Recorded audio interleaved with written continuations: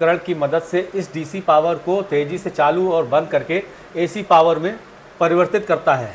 Capacitor इस तरीके से दिखाया जाता है, सर्किट में इस तरीके से वेव फॉर्म में दिखाया जाता है। डीसी करंट डायरेक्ट करंट बोला जाता है, इसको सीधा कैथोड, कैथोड को के, और ये हो गया एनोड।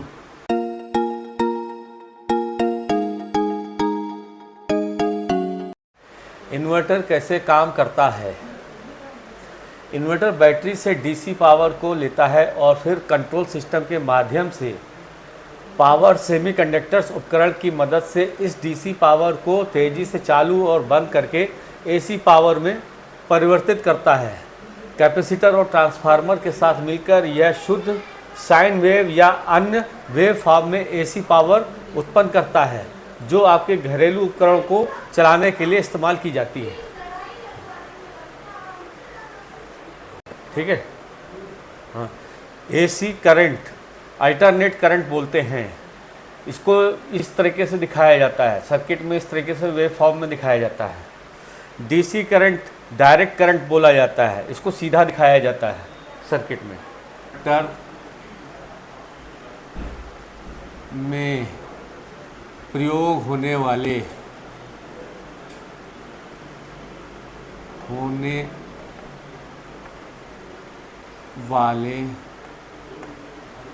कंपोनेंट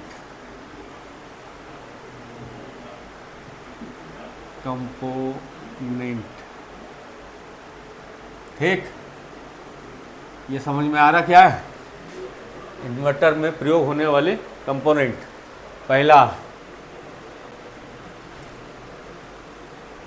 बैटरी,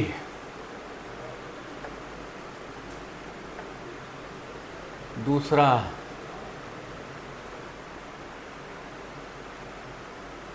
ट्रांसफार्मर, तीसरा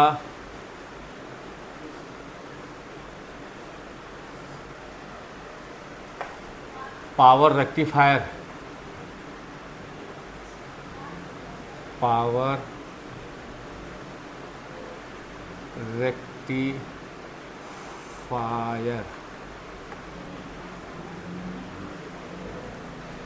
चौथा कैपेसिटर,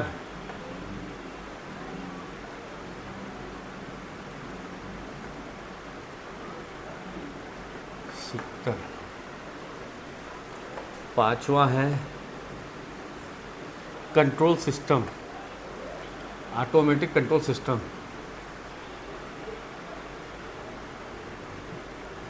ऑटोमेटिक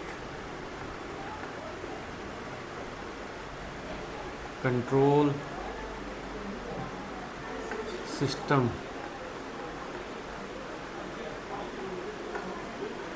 ठीक है, हो गया ये। Power output, power output,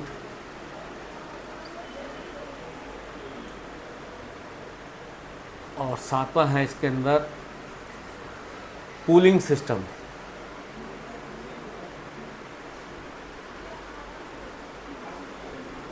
cooling system,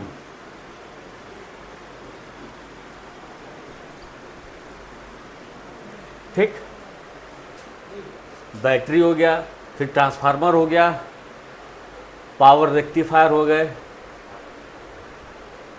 power rectifier और पावर ट्रांजिस्टर भी होते हैं उसमें, एक और लिख देते।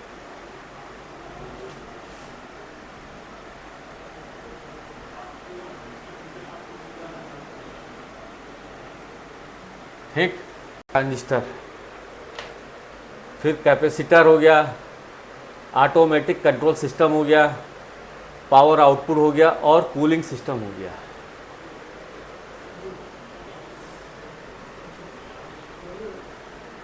बैटरी को एक हम पहले बना दें, ठीक है। बैटरी जिसमें कि एक बॉक्स टाइप का होता है, उसके अंदर इलेक्ट्रोलाइट और प्लेटें लगी होती हैं, जो कि एक विद्युत एनर्जी को उत्पन्न करती हैं, जिसमें एक पोल पॉजिटिव हो जाता है, एक पोल नेगेटिव हो जाता है। और ये 12 वोल्ट की बैटरी के बारे में बताया जा रहा है। बैटरी के बाद आता दूसरा है ट्रांसफार्मर।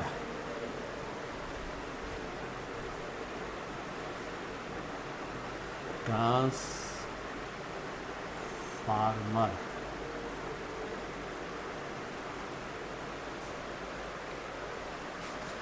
ये सर्किट में इस तरह से दिखाया जाता है।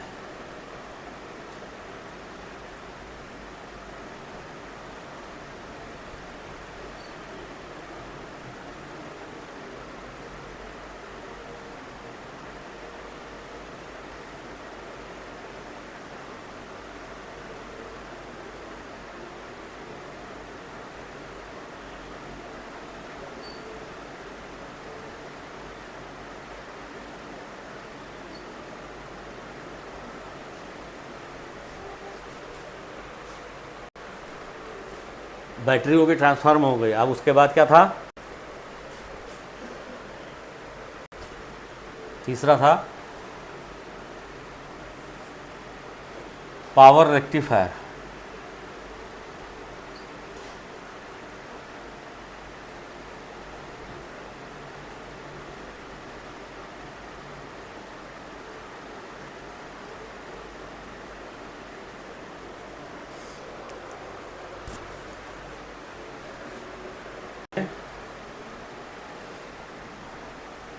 दो तरीके से दिखाया जाता है। एक तो ये हो गया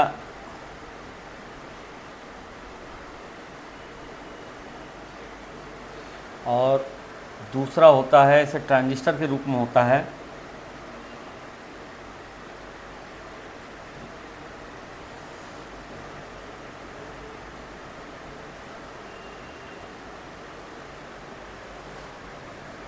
ये भी होता है, ठीक है। ट्रांजिस्टर चौथा था।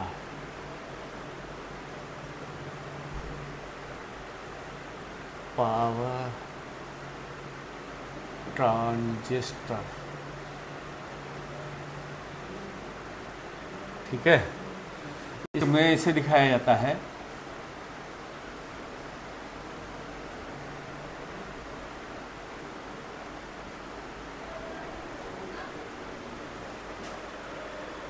और मॉडिफाई कर ले इसको। जैसे मान लो बेस कर लिया, ये हो गया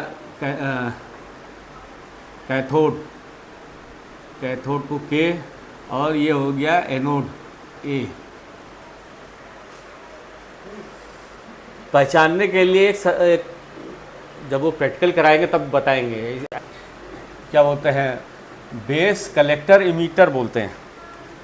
ये इमीटर होता है, ठीक है। या ये ऐसे भी हो सकता है, ये बेस इधर बीच में आ जाएगा और ये कलेक्टर हो जाएगा, ये इमीटर हो जाएगा।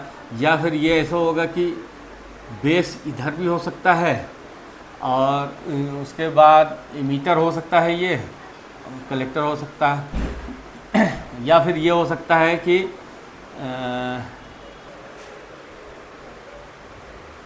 ट्रांजिस्टर सर्किट में जैसा लगा होता है उसी हिसाब से ये जो है उसका बेस कलेक्टर इमीटर जो है लगाना पड़ता है।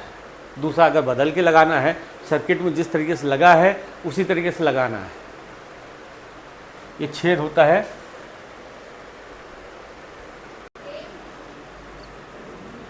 कैपेसिटर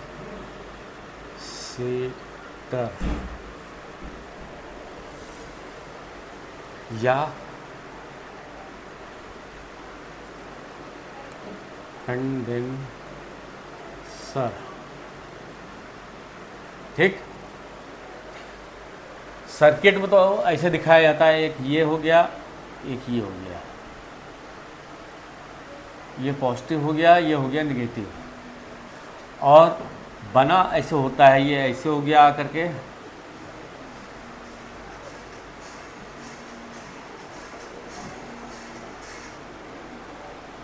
ये हो गया।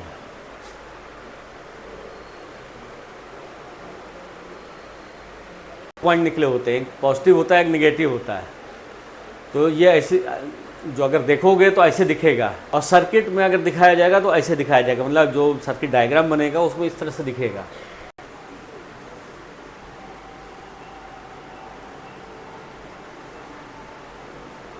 कूलिंग सिस्टम,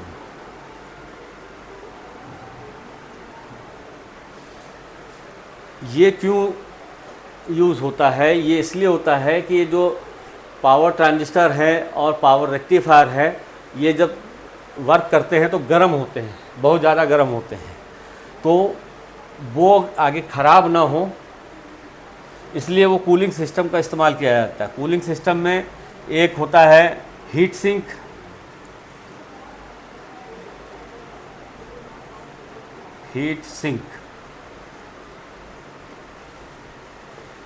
फिर दूसरा होता है कूलिंग फैन, कूलिंग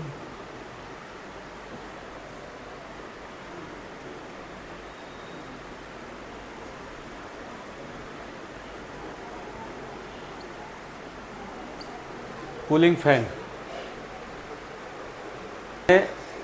ऐसा कोई यूज ऐसे दिखाया नहीं सकते, लेकिन हाँ ये उस पर लगाया जाता है सर्किट में। अब ये कोई भी सर्किट हो, हम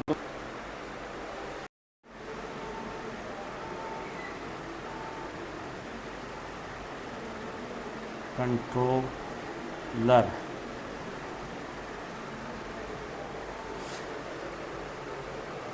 ये एक विशेष प्रकार का सर्किट होता है जो कि इस सिस्टम में लगाने से उसको सही ढंग से, सही टाइमिंग पे, सही वोल्टेज आगे बढ़ावे। ये माइक्रो कंट्रोलर का है।